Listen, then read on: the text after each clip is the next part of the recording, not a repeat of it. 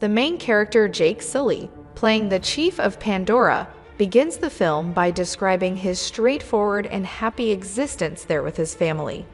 He states that he and his wife Neytiri had a total of 5 children: a human male called Spider, a human boy named Neteyam, a human boy named Lo'ak, a human girl named Tuck, and an adoptive human girl named Kiri. Jake continues by explaining that Kiri is the child of his beloved friend Grace, who passed away while aiding the Navi people in their struggle against humans. Spider was left behind after everyone else went back to Earth after the humans lost their fight. Jake claims that the kids interact and play well with one another. Jack says that although the kids are various colors and sizes, they all live together as a family. Spider is revealed to be the son of Colonel Miles Quaritch, the villain who almost wiped off the Navis, which makes Neytiri dislike him. It turns out that Spider was too little to be sent back to Earth, so he was left behind on Pandora. On the other hand, Kiri is quite fond of Spider and feels a unique connection to him. The human youngster believes himself to be a member of the Navi people since he has lived among them his whole life. Neytiri and Jack are having a conversation one night when they both spot a light spacecraft in the sky. The spacecraft appeared out of nowhere, and they immediately began to wreak devastation. The Omaticaya environment is set ablaze, causing extensive damage and the death of several creatures. A squad of warriors armed with robotic weaponry emerges from the spacecraft and destroys what is left of the location. When Neytiri and Jake, who are observing from a distance, find out that it is an RDA spacecraft carrying people who are on their way to Pandora to colonize it and create another main operations station, they are astonished. The action then changes to one of the human research facilities, where a Colonel-like Navi clone has been successfully made by scientists. The information and memories gathered before his death have been given to him. Because of this, the Colonel's clone is completely clueless as to how and by whom he was assassinated. The scientists have created clones of other troops who were there during their last invasion on Pandora in addition to the Colonel. The Colonel and his troops are thus determined to eliminate the Omaticaya and Jake in particular. In the meanwhile, Jake commands a Navi army toward the RDA train supply lines in an effort to stave off the invaders.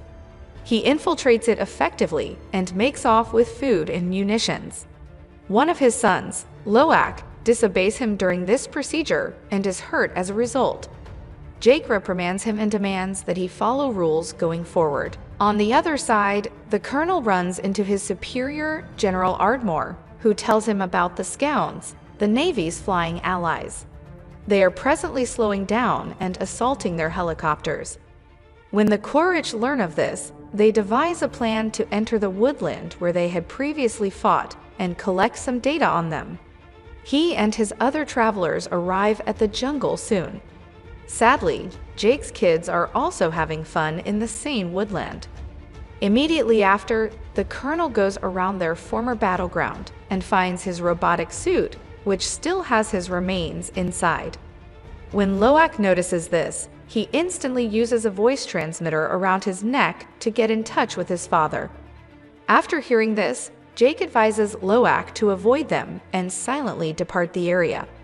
Then, in order to make sure their children are safe, he and Neytiri fly into the jungle. Sadly, the humans catch Lo'ak and his brothers as they attempt to escape. The Colonel examines their fingers more closely and concludes that they are his arch-rival's offspring. Neytiri and Jake show up at that same moment and start attacking the troops. The most of their kids are successfully let free, but Spider is not. Unfortunately, the cruel people take the kid away.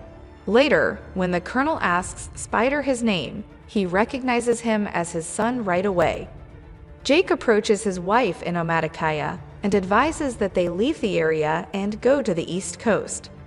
He worries that Spider will tell the Colonel and his men where they are. Jake also warns Neytiri that until he arrives with the tribe, humans would continue to attack them since he was the one who first murdered Colonel Quaritch. Neytiri does not want to leave her lovely house, but she is aware that what her husband says is accurate. She must thus relocate with him.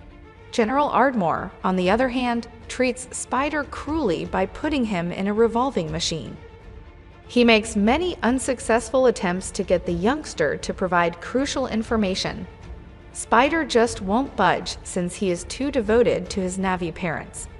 The Colonel abruptly stops the spinning machine because, strangely, he is unable to witness his kid in this condition. He then goes up to the General and promises to deal with Spider in his own manner. Later, in a different room, he runs into the youngster and tells him that he's not a nasty guy. He also reveals that he is there to return him to Earth. Because of this, Spider decides to give him the information he requests in the end. The next clip shows Jake and his family flying out in their scouts from their original land. They ultimately land in Neteyam, where another Navi tribe resides, after many days of flight. Unexpectedly, the Navis that live here are pale in color and like to remain in the water. They begin making fun of Jake and his crew when they come across them. Tonawari, the tribe's leader, and his wife soon make their way there. He expresses skepticism and claims that Jake and his family are unprepared to live in the ocean. Jake assures them that they will quickly adjust to the environment, but he is desperately trying to rescue his family. Then he describes how certain people are pursuing him. After learning this, Tonawari ultimately consents to let them remain and offers them a place to stay. Additionally, he wants his kids to teach Jake's kids how to swim and utilize their unique aquatic critters. The youngsters of Tonawari take their new acquaintances to the seashore and begin teaching them the fundamentals after hearing the order. Lo'ak, who is always up to mischief, attempts to make contact with a marine monster but slips and falls into the ocean. When they see him, Tonawari's kids begin to giggle. While all of this is going on, Kiri, the girl, is seen from deep below the water. She has surprisingly acclimated well to the environment and can even manage certain marine life. The next day, Onang, Tonawari's son, and his pals approach Kiri while she is practicing underwater meditation and begin calling her a weirdo. As a result, Lo'ak shows up and strikes Onang. Later, when Jake learns about the event, he admonishes his son, who is the clan chief's son, to go and make amends to Onang. Lo'ak reluctantly accepts and apologizes. Even if Onang pardons him in front of others, he is still bitter within. So, under the guise of swimming, he brings Lo'ak to a predetermined spot in order to teach him a lesson.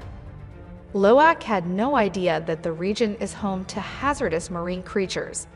Later, when Lo'ak is fishing, a big animal swims briskly at him. Lo'ak is terrified and anxious as he searches for assistance, but is unable to locate anybody. But just then, a huge beast by the name of Payakan steps in to save the day. With the aid of its broad head, it easily dispatches the predator. In this passage, we learn that Payakan is a Tulkun, a tranquil and wise being. The Neteyam consider the thousands of Tulkuns in the water to be their spiritual kin. The biggest and most powerful of them all is Payakan. Payakan rescues Lo'ak in the meantime and brings him to the surface. The latter also assists the monster by removing several harpoons that were ostensibly inflicting pain on it. The two develop a lovely friendship as a result of this. Later, when Lo'ak arrives on shore, Tonawari summons him. The strict boss wants Onang to apologize after learning about his son's misdeeds. The unselfish Lo'ak, however, denies involvement from Onang and takes responsibility for his deeds. This helps Onang realize that the new Navis are really not all that horrible. After some time has passed, Lo'ak rejoins his brother and friends and shares the story of how Payakan saved his life. To his amazement, no one takes him seriously. Instead, they disclose that Payakan is a murderer, which is why the other Tulkuns fled from it. Spider, on the other side, gives the Colonel a briefing on certain aspects of Navi culture, and then takes him to Hallelujah Mountain to choose a scout for him. The colonel stumbles at first, but quickly learns how to fly it and does so. Shortly later, he learns where Jake could be and moves his troops in the direction of the Neteyam Reef.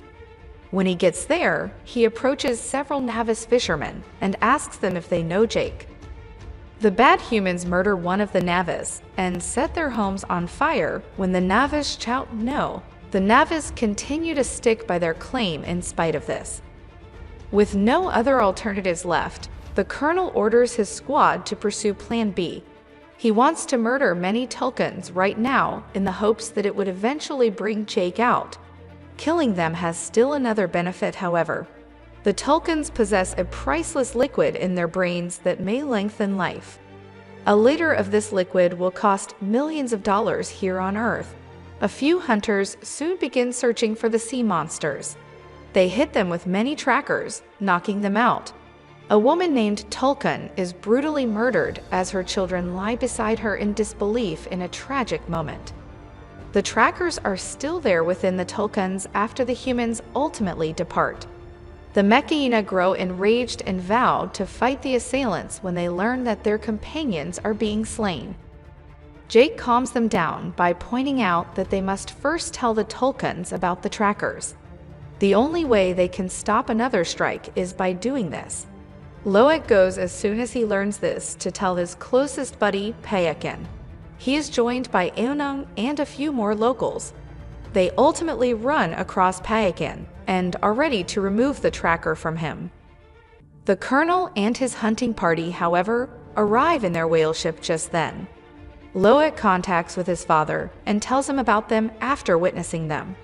He and his companions also succeed in removing the tracker from Payakan's corpse just in time. They then dive beneath to conceal themselves as the colonel's team begins to search for them. Jake contacts Tonawari in the meanwhile and alerts him of the disappearance of their children. The latter is alarmed, and he immediately issues an order for his troops to be ready for battle. As soon as everyone has their weapons, they all go toward the fight area, including Jake and Neytiri. The colonel, on the other hand, gives the go-ahead for his men to assault the Tulkuns and search for Jake's kids. They ultimately locate Kiri and Tuck after hunting for them for some time, and they catch them in a net. Lo'ak makes an effort to rip the net, but instead finds himself being pushed toward the whale ship by it. They are handcuffed to the ship's railing when the colonel, who is on the way, arrives. He then removes the collar transmitter off of Lo'ak and begs Jake to give up so that his kids are protected. Without any other choices, Jake consents to his demands. Payakan makes the decision to rescue his closest buddy Lo'ak when he sees him bound to the deck and shackled. He leaps onto the deck in a dangerous maneuver and begins to manipulate the enormous fins. This destroys the ship and kills a large number of troops. Jake and the Neteyam assault the colonel and his soldiers while the colonel is distracted by this. They want to protect their kids, but they also want to get even. In the meanwhile, Spider destroys the whale ship's controller, forcing it to crash against some rocks and fill with water. After that, Neteyam, Jake's oldest child, and he immediately ascends the deck to release Lo'ak, Tuck, and Kiri. They then give the kids the go-ahead to go back to safety, but Lo'ak objects. Instead, he makes the choice to protect Spider, his adoptive brother. He is joined by Neteyam, and after some looking about, they come upon Spider. The colonel sees as they prepare to depart the ship and starts firing. Unfortunately, one of the bullets hits Neteyam, who suffers serious injuries. He is promptly taken to the beach by Lo'ak and Spider for their mother, but because to significant blood loss, he dies. Neytiri begins to sob and wail inconsolably as she witnesses the death of her son before her eyes. The wicked colonel uses his sword to kidnap Kiri and Tuck in the meanwhile. He subsequently gets in touch with Jake and lets Jake know that he is with both of his daughters. Jake manages to calm Neytiri down after learning this knowledge and convinces her to work with him to rescue their kids. The latter complies and, furious, She shouts out for her swordswoman, gets her bow and arrows, and charges the ship. As soon as Jake gets close to the ship, he sets off an explosion that kills the colonel's soldiers. Neytiri also shows there and begins firing arrows at the remaining people, immediately murdering them. Jake rescues his little daughter Tuck in the meanwhile, but the colonel also arrives at the same moment. Kiri is being held at knife point by him. Then, after threatening Jake, the latter grudgingly drops his weapons. In the meanwhile, a vindictive Neytiri kidnaps Spider and professes her intention to murder him. The colonel first states that he is unrelated to Spider, but as soon as Neytiri makes a little gash in the boy's chest, he departs Kiri. Neytiri and her family then get ready to depart, but the colonel warns that he will hunt down and murder Jake once again. Later, Jake comes to the conclusion that in order to live peacefully, the colonel must be killed. He thus goes back to the battleground. This time, the bitter adversaries engage in a traditional fist battle. The two go against one another stride for stride in a tough race. But in the end, it is Jake, our hero, who triumphs. He succeeds in encircling the colonel's neck with his arms and rendering him unconscious. Jake lets him drown in the water because he believes he is already dead. Unfortunately, he also finds it difficult to breathe and begins to sink. However, Lo'ak saves him at the same moment and returns him to the surface. Later, Payakan transports the whole family to the coast while carrying them. Spider, on the other hand, also rescues his biological father by pulling him out of the sea. Spider, however, refuses to leave the facility with the colonel and goes back to his biological family. In the last scene, Neteyam's corpse is buried by Jake's family and the whole Metkayina tribe at the bottom of the sea, where the lights tubes welcome him as one of their own. Jake realizes he is in paradise with their gods as the film comes to a close as he recalls his fondest memories of his older son.